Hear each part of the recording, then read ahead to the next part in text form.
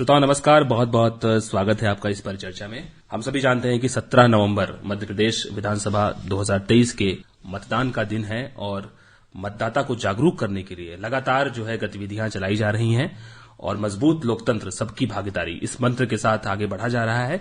और स्वीप के अंतर्गत बहुत सारे ऐसे कार्यक्रम हैं जो जिले में चलाए जा रहे हैं और स्वीप के दो बड़े अधिकारी हमारे बीच आज उपस्थित हैं इस परिचर्चा में। जिला SVEEP coordinator doctor Amar Kumar Jain ji हमारे बीच में हैं और जिला नोडल अधिकारी स्वीप और मुख्य कार्यपालन अधिकारी जिला पंचायत सागर भी हमारे साथ हैं, पीसी शर्मा साहब। आप दोनों ही मेहमानों का बहुत बहुत स्वागत है। धन्यवाद। सबसे पहले हम कार्यक्रम की और चर्चा की शुरुआत करना चाहेंगे और जानना चाहेंगे कि sweep systematic voters education and electoral participation sweep योजना क्या है और इसकी अवधारणा, ये कॉन्सेप्ट पूरा कहां से आया? डॉक्टर अमर कुमार जैन। देखिए, भारत के संविधान में कितनी खूबसूरत व्यवस्था की है कि भारत 25 जनवरी 1950 को लोकतंत्र बना और 26 जनवरी 1950 को गणतंत्र। लोकतंत्र बनने से आशा ये है कि इस दिन भारतीय चुनाव आयोग की स्थापना हुई और तभी से यह स्वीप के संबंध में गतिविधियां चलाई जा रही हैं। लेकिन यह वास्तव में हमारे सामने जब आई, जब वर्ष 2011 में इसको एक बड़े कार्यक्रम के तहत मनाया गया। उसका मूल कारण ये था कि आयोग ने देखा कि मतदान का प्रतिशत वैसा जैसा कि बढ़ना चाहिए वैसा बढ़ नहीं रहा है।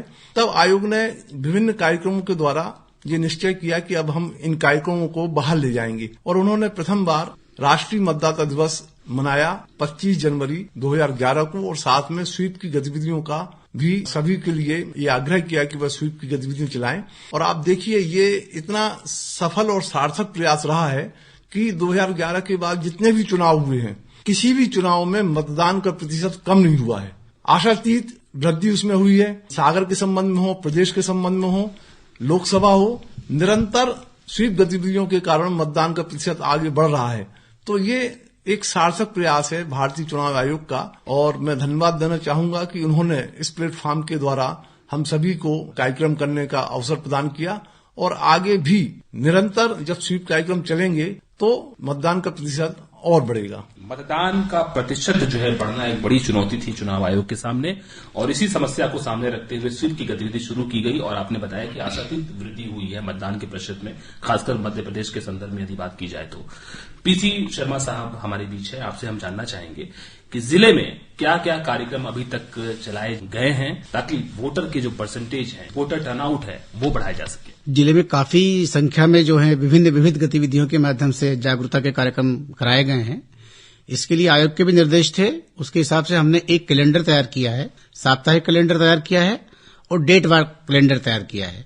उसमें विधानसभा वार, मतदान केंद्र वार और जिलेवार जो जो गतिविधियां की जानी थी उनको हमने पहले चिन्हित कर लिया और चिन्हित करने के बाद में हमने पूरे जिले में उन गतिविधियों को बहुत ही इंटेंसिव तरीके से चलाया है।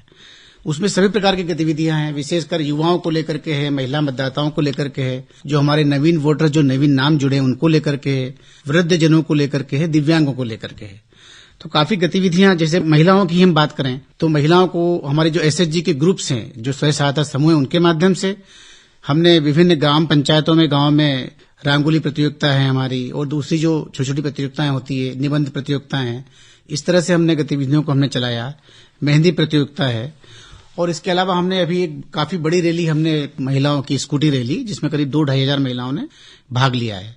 विशेषकर हमारी 2 महिला अधिकारी जिले में भी कार्यरत हैं। एडीएम हमारी जो सपना त्रिपाठी हैं और भव्या जो है वो भी हमारी जो डिप्टी डीओ हैं, उन्होंने भी इस रैली में अपनी सहभागिता की है और स्कूटर चला करके मतदाताओं को संदेश दिया है।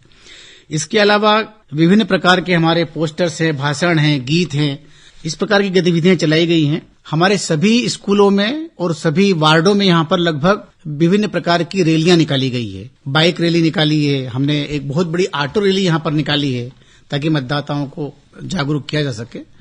चुनावी पाठशालाएं हमारे जो हैं वो भी ग्राम पंचायत लेवल पर चल रही हैं। वहाँ पर काफी संख्या में हमने ये कार्यक्रम यहाँ पर आयोजित किए हैं और अभी भी लगातार चल रहा है ये जी। यानी हर एक तबके को जो है जागरूक करने का प्रयास किया जा रहा है। कोशिश है कि कोई दिव्यांगजन हो, छात्र हो, फर्स्ट टाइम वोटर्स हो, महिलाएं हो, ऑटो रिक्शा चालक हो, सबको जो है जागरूक किया जाए, सबको जोड़ने की हम कोशिश कर रहे हैं पूरा। और मूल उद्देश्य जो है वो मतदाताओं की संख्या को बढ़ाना है, मतदान प्रतिशत को बढ़ाना है। डॉक्टर अमर कुमार जैन साहब, आपसे यहाँ पर हम जानना चाहेंगे कि यदि हम स्वीप गतिविधि को देखते हुए उसके संदर्भ में बात करें तो पिछले विधानसभाओं की यदि हम बात करें और अभी विधानसभा के जो वोटर टर्नआउट है उसके लक्ष्य की बात करें तो हमें कितना परिवर्तन देखने को मिल सकता है, लक्ष्य क्या है और कितनी वृद्धि दर्ज की गई है अभी तक? 2018 के विधानसभा चुनाव में सागर में 73% से अधिक मतदान हुआ था, जबकि प्रदेश में जो मतदान का प्रतिशत था वो 75% से अधिक था। तो लगभग 2% मतदान सागर जिले का कम रहा था पूरे प्रदेश में। इस बार जो हम लोगों ने लक्ष्य निर्धारित किया है वो 80% का लक्ष्य हम प्राप्त करेंगे सागर जिले का। प्रदेश का जो भी मतदान प्रतिशत होगा उससे हम कहीं कम नहीं रहेंगे। इसके लिए जैसा कि अभी सर ने बताया कि हम लोगों ने बहुत बृहद स्तर पर तैयारी की है। प्रत्येक मतदाता को जागरूक करने का काम जो है हमारे यहाँ किया जा रहा है। अभी आप देखेंगे जब सुबह आपकी होती है तो आप सफाई जो गाड़ी आती है उसमें आपको निरंतर मतदाता जागरूकता का गीत जो सम्मानीय पीसी शर्मा जी ने ही लिखा है वो बजाया जा रहा है। आप किसी ट्रैफिक चौराहे पर आप रुकते हैं तब भी आपको वो गीत सुनाई देगा। तो पल प्रतिपल आपके कानों में ये आवाज मतदान जागरूकता के संबंध में देने का काम जो है हम लोग कर रहे हैं और इसका प्रभाव भी बहुत सकारात्मक होगा, ऐसी हम सभी लोगों को आशा है। पूरे प्रदेश की तुलना में मतदान प्रतिशत सागर का कम ना हो ये उद्देश्य है और 80% तक मतदान का लक्ष्य रखा गया है। जी पीसी शर्मा साहब, आपसे हम जानना चाहेंगे कि जो अलग अलग तबके हैं, खासकर हम महिलाओं की बात करें, दिव्यांगजनों की बात करें या प्रथम बार जो मतदान करने जा रहे हैं, पहली बार जिनका नाम जुड़ा है मतदाता सूची से, वैसे लोगों को मतदान के लिए प्रेरित करने के लिए आप क्या कहना चाहेंगे? जहां तक युवाओं का प्रश्न है, हमने प्रत्येक जो हमारे कॉलेजेस हैं वहां पर ब्रांड एम्बेसडर हमारे जो है वो नियुक्त करे हैं, जो छात्र या छात्राएं हैं और उनका काफी प्रभाव रहता है छात्रों का उस कॉलेज में। तो उनको बुला करके भी हमने उनकी ट्रेनिंग्स करी है, उनकी बैठकें करी है, उनको प्रेरित किया है और उनको जिम्मेदारी दी है कि वो अपने पूरे कॉलेज का प्रतिनिधित्व करें और उन बच्चों को समझाएं। और जहां तक मैंने आपको पहले ही बताया, महिलाओं को लेकर के जो है महिलाओं में जागरूकता को लिए हमने जो हमारे एसएचजी जो काम कर रहे हैं गांव लेवल पे, हमारे यहाँ करीब 16,000 एसएचजी हमारे काम कर रहे हैं, स्वयं सहायता समूह। तो इनके माध्यम से हमने इसको किया है पूरा। और हमारी जो आंगनबाड़ी कार्यकर्ताएं हैं और हमारी आशा कार्यकर्ता हैं, तो ये बूथ लेवल पर हमने बूथ अवेयरनेस ग्रुप बनाए हैं। हर बूथ पर हमने 4-5 लोगों का एक समिति बनाई जो बूथ लेवल पे जो महिलाएं हैं विशेषकर उनको चिन्हित करके उनको प्रेरित करेंगे। उसमें हमने विभिन्न प्रतियोगिताएं उसमें करवाई है। हमारे खेल परिसर में हमने एक बहुत बड़ा कार्यक्रम करवाया था यहाँ पर, वहां से एक रैली काफी बड़ी निकाली थी। स्पोर्ट के लोगों को हमने जोड़ा है। हमारे जो ब्रांड एम्बेसडर से हमारे 2 यहाँ पर हैं, उनकी भी हमने मदद ली इसमें लोगों को प्रेरित करने के लिए। कुछ खिलाड़ी हैं यहाँ पर जिनका अच्छा प्रभाव है, उनके माध्यम से भी हमने मतदाता जागरूकता कार्यक्रम करवाया है। इसमें मतदान के लिए खुद भी क्रियाशील नहीं रहना है, आगे नहीं आना है, बल्कि दूसरों को भी प्रेरित करना है। इसके लिए ब्रांड एम्बेसडर, चाहे कॉलेज में बात हो या पूरे शहर की बात हो, वो बना करके प्रयास किया जा रहा है।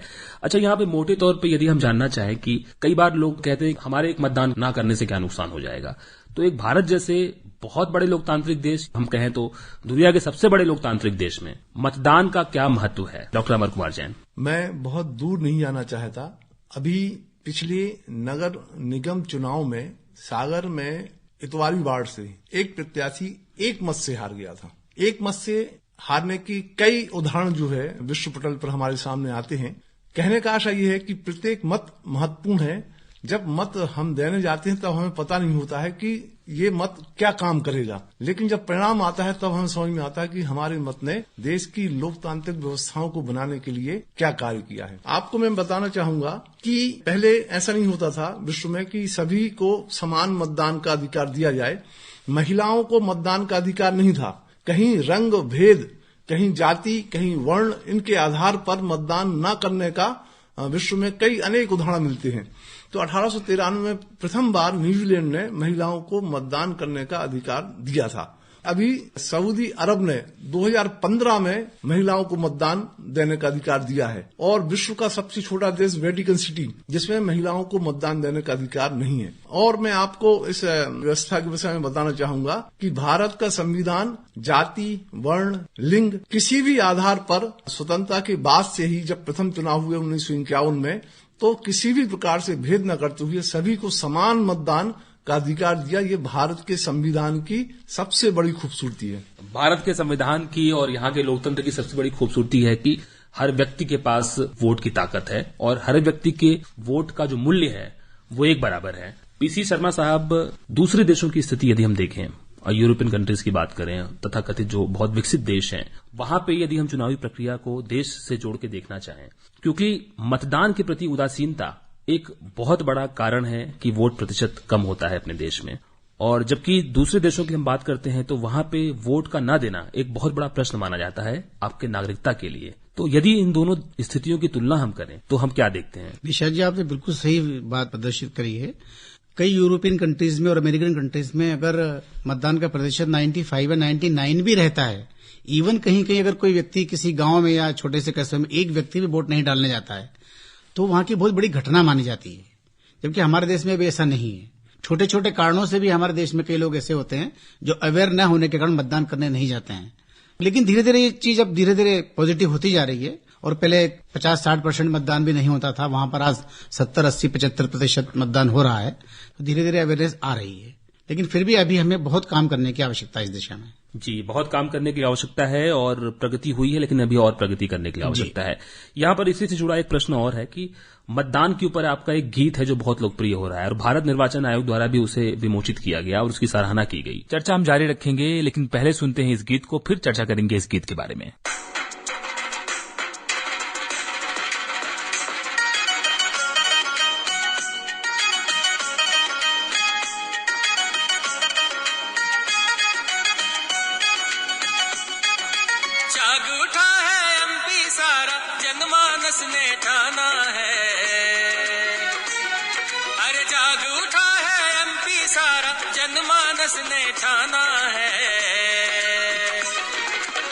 मतदान अधिकार हमारा जन जन को समझाना है मतदान अधिकार हमारा जन जन को समझाना है। तो जागो जागो जागो जागो जागो जागो जागो जागो जागो हक से मांगो।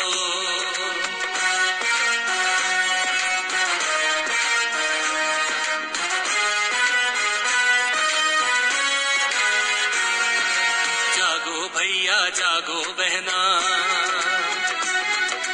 अभी नहीं तो फिर मत कहना।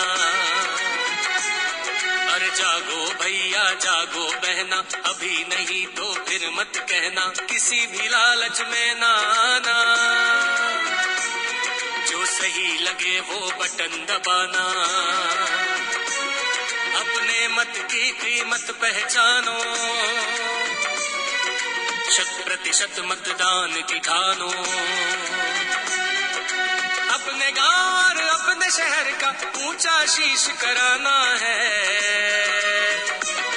तो है मतदान अधिकार हमारा जन जन को समझाना है मतदान अधिकार हमारा जन जन को समझाना है। लोकतंत्र के अटक महल को मिलकर हमें सजाना है मतदान अधिकार हमारा जन जन को समझाना है मतदान अधिकार हमारा जन जन को समझाना है। तो जागो जागो जागो जागो जागो जागो जागो जागो जागो हक से मांगो। और सागर शहर के गली गली में ये गीत गूंज रहा है और इस गीत के माध्यम से आपने क्या संदेश देना चाहा है, क्या प्रेरणा रही है इस गीत को लिखने के पीछे, क्या बताना चाहेंगे आप? पहला गीत तो जाग उठाए सागर सारा, वो काफी मतलब मैंने सोचा था कि एक कोई ऐसा कविताएं ऐसी बनाई जाएं जिससे कि लोग जुड़ सकें। तो मेरे मन ने चाहा कि कुछ अच्छा लिखा जाए, तो मैंने लिखा उसको और काफी अच्छा पॉपुलर भी हो गया उसको। हमारे एक राजू राव भोपाल के हैं जो दोनों आंखों से मतलब उनको दिखता नहीं है, दिव्यांग हैं, और उन्होंने उस गीत को इतने अच्छे तरीके से गाया है कि वो जन जन का गीत बन पड़ा है। तो इस वक्त मैं उनको भी याद करना चाहूंगा। और अभी मैंने कल परसों ही एक गीत और लिखा है। हमारे चुनाव आयोग के भी निर्देश थे और हमारे कलेक्टर महोदय भी इस दिशा में लगातार प्रयत्नशील रहते हैं। विशेषकर इस बार दिवाली आ रही है और दिवाली के आसपास ही मतदान हो रहा है, तो मेरे दिमाग में यह आया कि क्यों न हम इस बार के दिवाली को स्पेशल दिवाली ट्रीट करें। तो इस भावना को लेकर के मैंने कि अब की दिवाली मतदान वाली, ये दिमाग में चीज आई थी और दिवाली को हमने मतदान से जोड़ करके और वो गीत लिखा है और उसका विमोचन भी कलेक्टर साहब ने किया है। उसको भी हम प्रचारित करेंगे। इस बार की दिवाली हम बिल्कुल मतदान वाली करें। एक दीपक हम यदि दिवाली के नाम का जलाते हैं तो एक दीपक हम जो है मतदान के नाम का भी जलाएं इस बार। जी, बहुत सुंदर सोच है, बहुत सुंदर प्रयास है। अब की दिवाली मतदान वाली, बहुत सुंदर संदेश है। बस आखिरी में आप दोनों ही लोगों से चंद संदेश चाहेंगे डॉक्टर अमर कुमार जैन, मतदान के प्रतिशत को हम बढ़ा सकें और जो हमारा टारगेट है, लक्ष्य है, उसको प्राप्त कर सकें, उसके लिए आप क्या कहना चाहेंगे?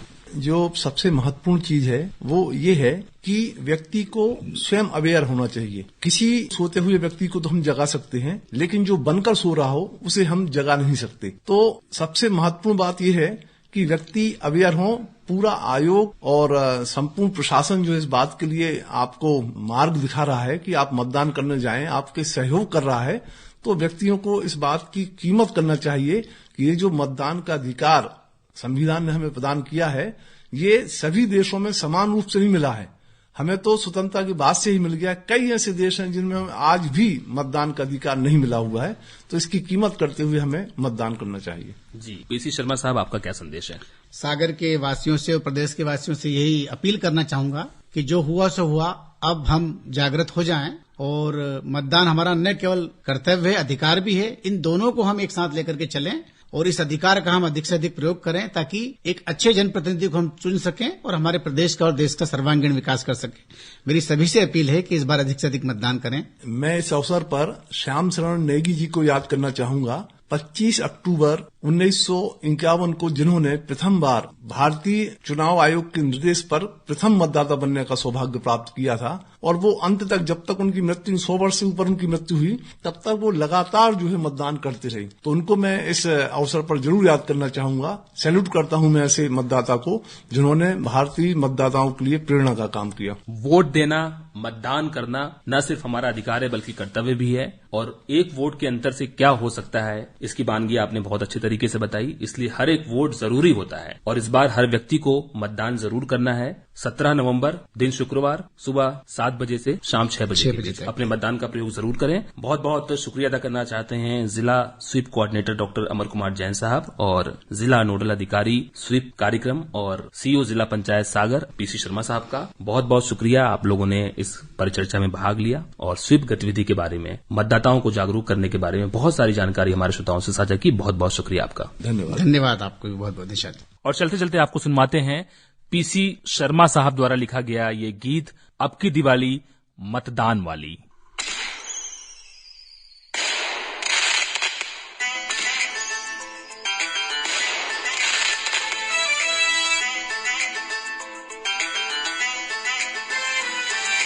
इस दिवाली आओ कुछ ऐसे दीप जलाए हम, है मतदान जरूरी कितना लोगों को समझाए हम। चाचा चाची भैया भाभी माँ जी को भी लाए हम, लोकतंत्र और दीप उत्सव को मिलके साथ मनाए हम। देखो भैया कोई भी अब रह ना जाए खाली, अब की दिवाली मतदान वाली, एमपी की दिवाली मतदान वाली, सागर की दिवाली मतदान वाली।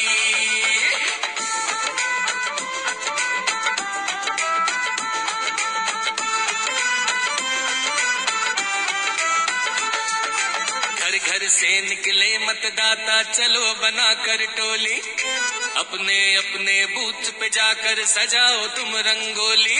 अरे घर घर से निकले मतदाता चलो बनाकर टोली, अपने अपने बूथ पे जाकर सजाओ तुम रंगोली। 100% मतदान कराए, गांव शहर का मान बढ़ाए। 5 वर्ष का पर्व है भैया, देखो देखो चूक न जाए। लोकतंत्र की इस बगिया के तुम ही तो हो माली। अरे अब की दिवाली मतदान वाली, हाँ ये दिवाली मतदान वाली, एमपी की दिवाली मतदान वाली, सागर की दिवाली